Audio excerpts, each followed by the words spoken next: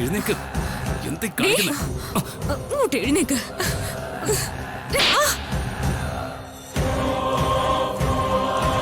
എന്ത് വൃത്തിയേടാടി നീ കാണിച്ചത്?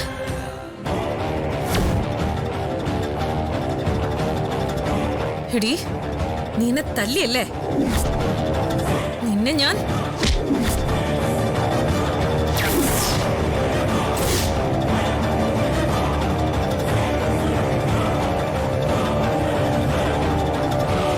റിയ വേണ്ട. പാർവതിയെ തല്ലരുത്. തല്ലരുതെന്നോ? അവൾ എന്നെ തല്ലിയത് നീ കണ്ടില്ലേ? അതിന് പകരം ഞാൻ കൊടുക്കണ്ടേ?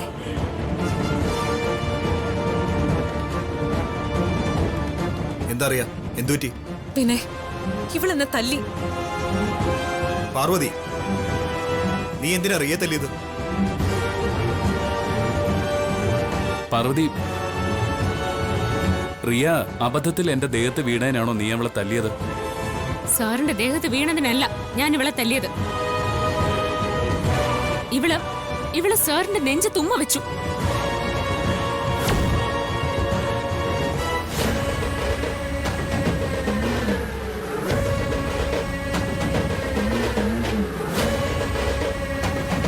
സാർ അതറിഞ്ഞില്ല. സാർ ചിലപ്പോ ശ്രദ്ധിച്ചു കാണില്ല. പക്ഷെ ഞാൻ കണ്ടു. മറ്റൊരു പെണ്ണ് സാറിനെ ഉമ്മ വെക്കുന്ന കണ്ട എനിക്കത് കണ്ടു നിൽക്കാൻ പറ്റുമോ? സഹിക്കാൻ പറ്റുമോ? പറ്റില്ല.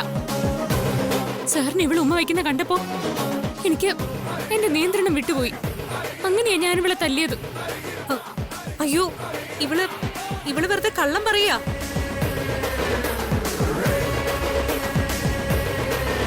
എടി, നട്ടാ കുരുക്കാത്ത കള്ളം പറയരുത് കേട്ടോ.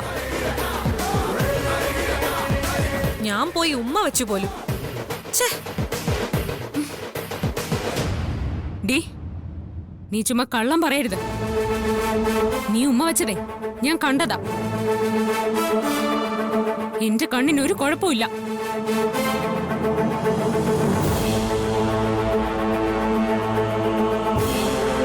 പാർവതി, വെറുതെ റിയെ കുറ്റപ്പെടുത്തരുത്. മഞ്ഞ കണ്ണട വെച്ചാലേ എല്ലാം മഞ്ഞായേ തോന്നു. ഇത് മഞ്ഞയും പച്ചയൊന്നും അല്ല. ഇത് മാറി നിക്ക. ഇത് കണ്ടോ? ഇത് ഇവളുടെ ലിപ്സ്റ്റിക്കിന്റെ അടയാളമല്ലേ? ഇത് കണ്ട വ്യക്തമായിട്ട് അറിയാം ഇവൾ ഉമ്മ വെച്ചതാന്ന്. ഉമ്മ വെച്ചതല്ലെങ്കിൽ പിന്നെ ഇത് എങ്ങനെ ഇവിടെ ഉണ്ടായി? റിയ അബദ്ധത്തിൽ ബ്രോയുടെ ദേഹത്തേക്ക് വീണെന്നല്ലേ ബ്രോ പറഞ്ഞത്? അങ്ങനെ വീണപ്പോ ചുണ്ട് ഷട്ടിൽ പതിഞ്ഞതായിരിക്കും. ആ, അത് തന്നെ. അല്ലാതെ കാലും കൈയും തെറ്റി ലക്കും ലഗാനും ഇല്ലാതെ ബ്രോയുടെ ദേഹത്ത് വീഴുമ്പോഴല്ലേ ഉമ്മ വയ്ക്കാൻ പോകുന്നേ.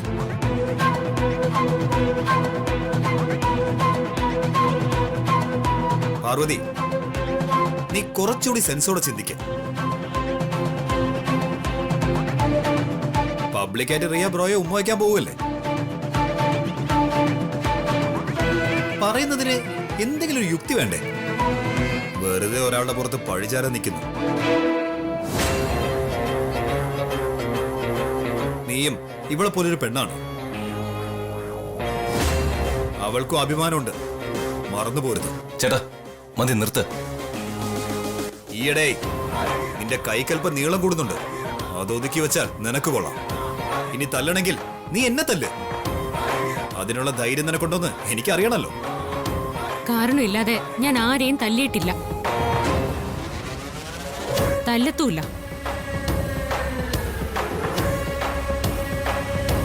പക്ഷേ വൃത്തിയേട് കാണിച്ച അതിനിപ്പോ ആരായാലും അവരെ ഞാൻ ഇനിയും തല്ലും. വേണ്ട.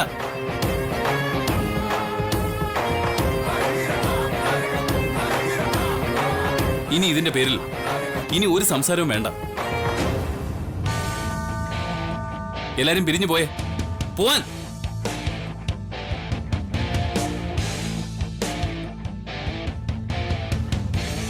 പാർവതി, ഇനി ഈ വിഷയം ഇവിടെ മിണ്ടരുത്.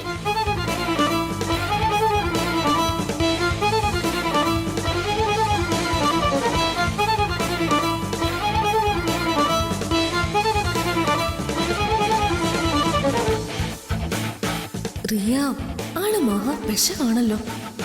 അവള് വിപിൻ സാറിന്റെ പുറത്തും അബദ്ധമെന്ന് പറഞ്ഞ് വീഴുവോ? സാറിന് ഉമ്മ കൊടുക്കോ? ഇനി മുതൽ എന്റെ 2 കണ്ണും വിപിൻ സാറിൽ ഉണ്ടാവണം. ആ ഗായത്രി ദേവി നൽകുന്ന ധൈര്യത്തിലാ പാർവതി ഈ കുടുംബത്തിൽ അധികാരം ഉറപ്പിച്ചു നിൽക്കുന്നത്. മരിച്ചിട്ടും ഗായത്രി നമുക്ക് ഒരു സ്വസ്ഥതയും തരുന്നില്ലല്ലോ. ഈ വീട്ടിലെ മറ്റാരുടെയും കണ്ണില് അവളുടെ ആത്മാവ് പെടുന്നില്ല.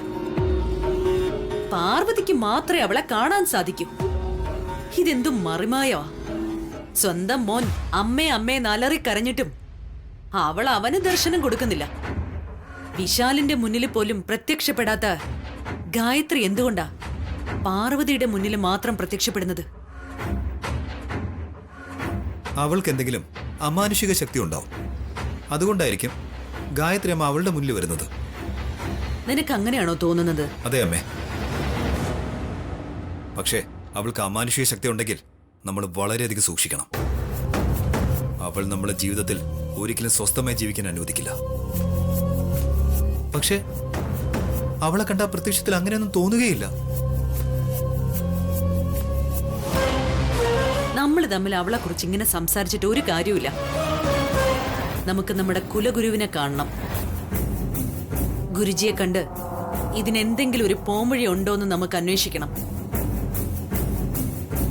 അങ്ങനെ എന്തെങ്കിലും ഒരു മാർഗം ഉണ്ടെങ്കിൽ എത്രയും പെട്ടെന്ന് ഗായത്രിയും പാർവതിയും തമ്മിലുള്ള കൂടിക്കാഴ്ചയ്ക്ക് നമുക്ക് അവസാനം കുറിക്കണം. ഗായത്രിയുടെ ആത്മാവിനെ തന്നെ ബന്ധിക്കണം. അതെ അമ്മേ.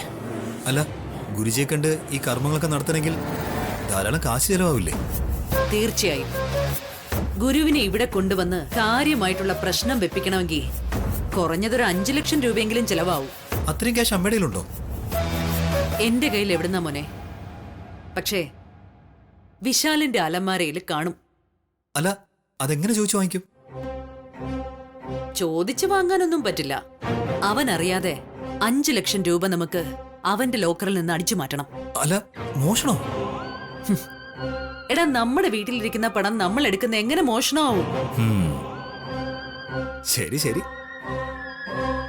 ലോക്കറിന്റെ ചാവി പാർവതിയുടെ കയ്യിലായിരിക്കും. പക്ഷെ അത് അവൾ എവിടെയാ വെച്ചിരിക്കുന്നതെന്ന് എനിക്കറിയില്ല. ചിലപ്പോ അവളത് ഗാർഗി ഏൽപ്പിച്ചിട്ടുണ്ടാവും. പാർവതി ബുദ്ധിരാക്ഷസിയല്ലേ? താക്കോല് ഞാൻ കണ്ടുപിടിക്കാതിരിക്കാൻ അവൾ അങ്ങനെയൊക്കെ ചെയ്യും. ഡാ, നീ ഏതായാലും താക്കോല് ഗാർഗിയുടെ കയ്യിലുണ്ടോന്നൊന്ന് അന്വേഷിക്ക. ഉണ്ടെങ്കിൽ ഗാർഗിയെ സോപ്പിട്ട് ആ താക്കോൽ എങ്ങനെയെങ്കിലും കൈവശപ്പെടുത്തണം. ശരി അമ്മേ, ഞാനൊന്ന് നോക്കട്ടെ.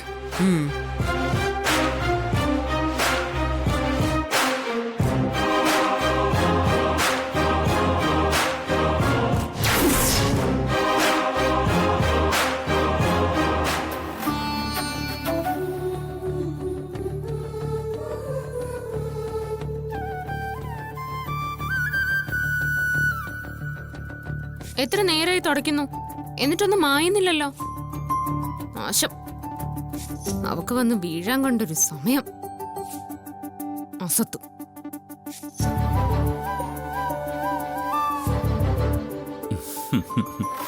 സാർ എന്തിനാ ചിരിക്കുന്നേ? അതെ,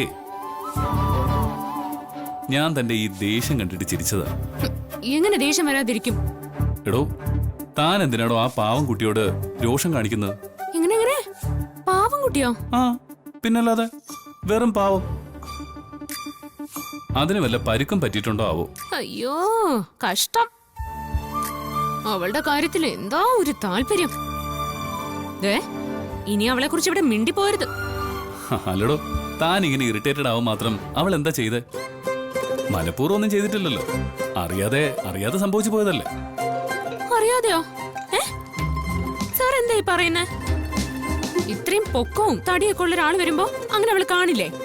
അത് കാണാതിരിക്കാൻ മാത്രം അവക്ക് കണ്ണുണ്ടായിരുന്നില്ലേ?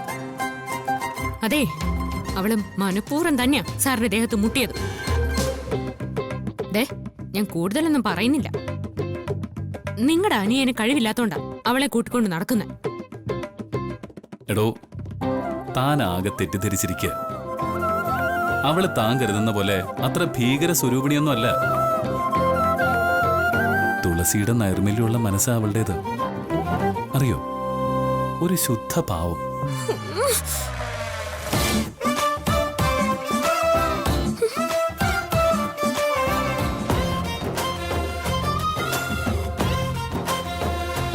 എനിക്കെല്ലാം അറിയാടോ.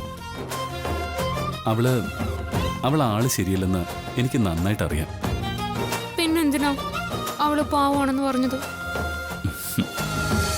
അത് വെറുതെ തന്നെ ദേഷ്യം പിടിപ്പിക്കാൻ പറഞ്ഞല്ലേ.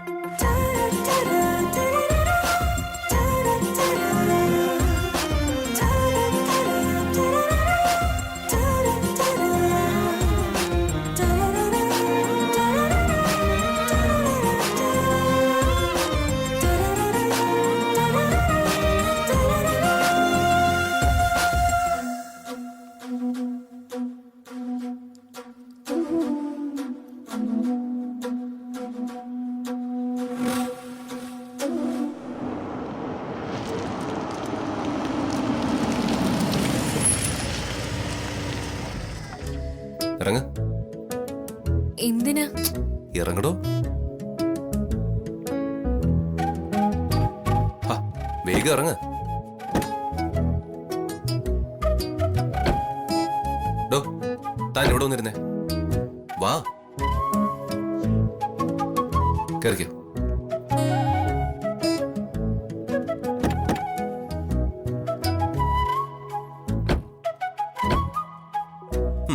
പതുക്കെ സ്റ്റാർട്ട് ചെയ്തേ.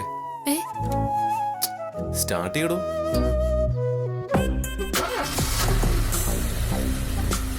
ആ, ഇനി പതുക്കെ ഫസ്റ്റ് ഗിയർ ഒന്നിട്ടെ. ഓക്കെ.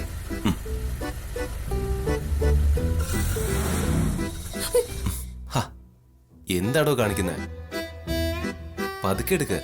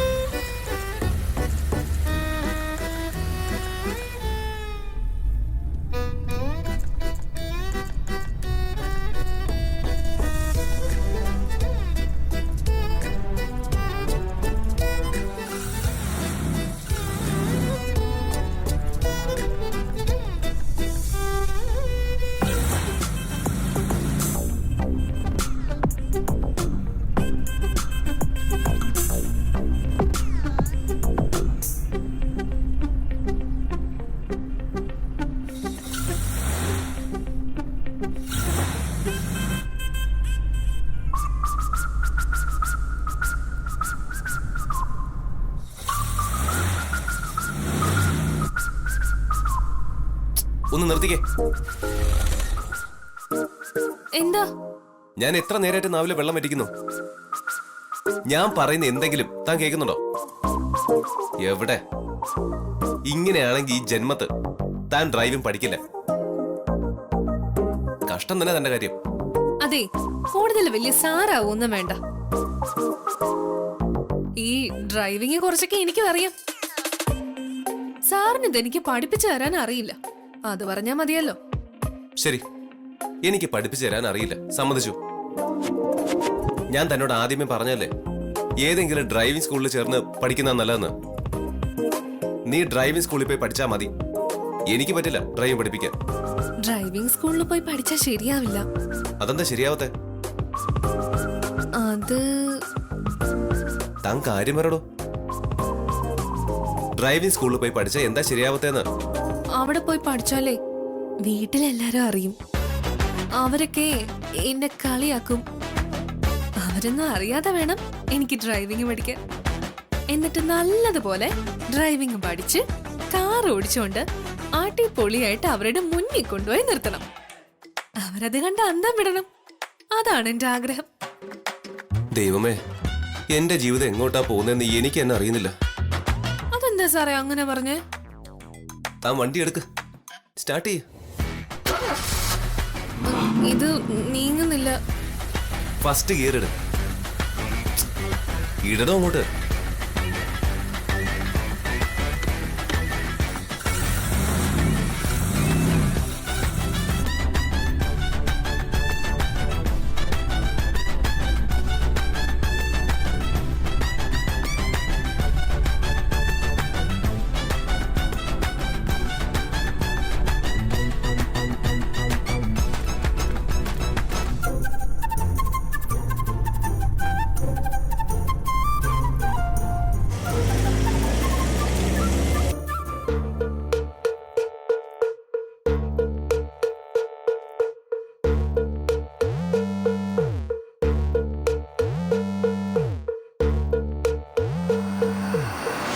ഗാർഗി വന്ന് ഇടയ്ക്ക് കയറിയതുകൊണ്ടാ. ഇല്ലെങ്കിൽ അവൾക്കിട്ട് നല്ല പെട കൊടുക്കായിരുന്നു. പാർവതി, ഈ അടിക്കുള്ള തിരിച്ചടി ഞാൻ നിനക്ക് തന്നില്ലെങ്കിൽ ഞാൻ റിയ അല്ലടി.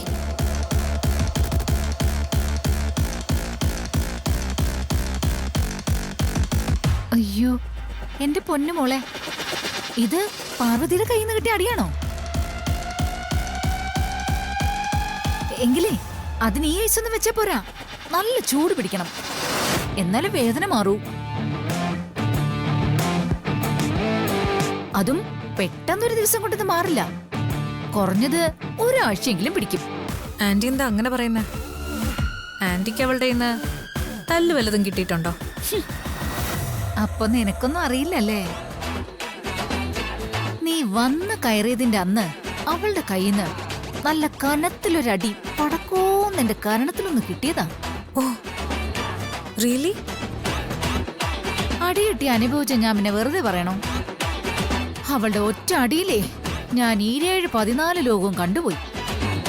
അതുകൊണ്ട് പാർവതിയുടെ കൈയുടെ കരുത്തെ എനിക്ക് നന്നായിട്ടറിയാം. 2 ആഴ്ചയാ ഞാൻ അനുഭവിച്ചത്.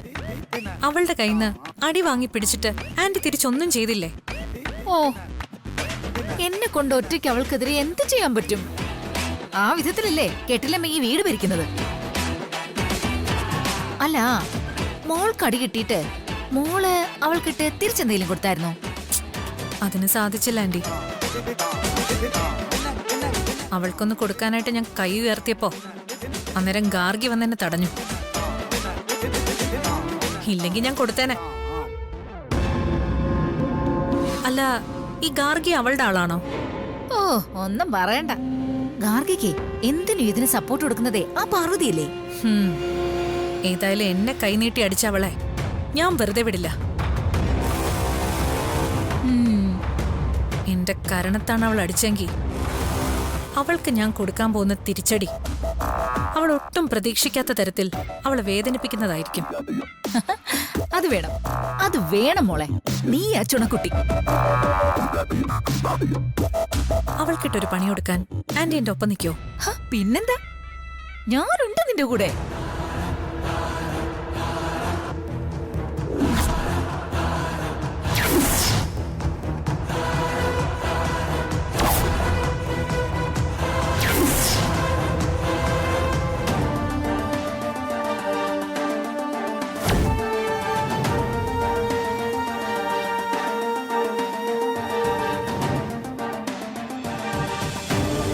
അമ്മേ, ഞാൻ നിത്യവും ദേവി പൂജ മുടങ്ങാതെ ചെയ്യുന്നുണ്ട്.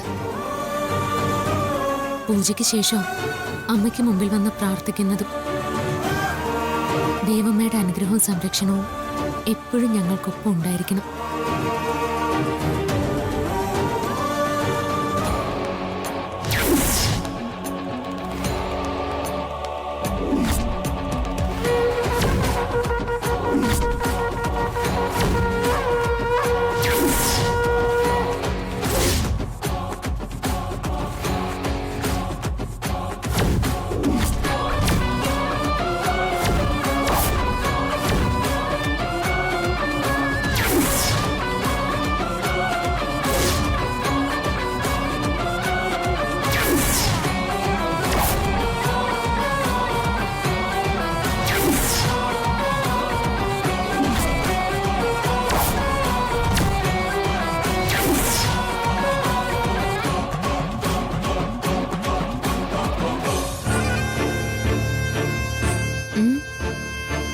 എന്താ പതിവില്ലാതെ ആരതിയായിട്ട് വന്നിരിക്കുന്നേ?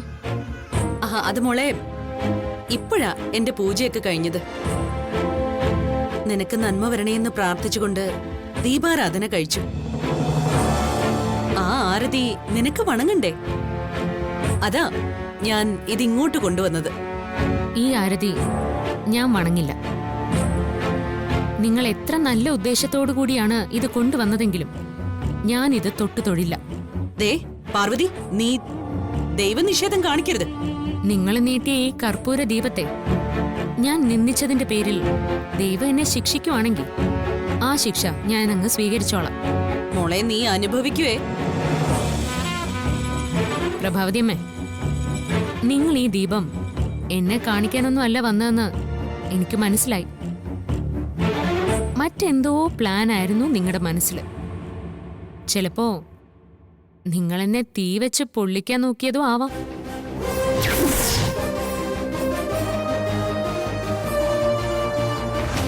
എന്ത് തന്നെ ആയാലും ഇനി നിങ്ങളുടെ ഒരു കളിയും ഇങ്ങോട്ട് നടക്കില്ല. നിങ്ങൾക്ക് എന്നെയോ വിശാൽ സാറിനെയോ ഒന്നും ചെയ്യാനാവില്ല പ്രഭാവതി അമ്മ. ഇത് ഞാൻ എത്ര വട്ടം നിങ്ങളോട് പറഞ്ഞു കഴിഞ്ഞു. അപ്പോഴൊക്കെ നിനക്ക് തന്ന മറുപടി തന്നെയാ എനിക്കിപ്പോഴും പറയാനുള്ളത്. ഈ സ്വത്തുക്കൾ എനിക്ക് വേണം. ഇത് ഞാൻ സ്വന്തമാക്കിയിരിക്കും.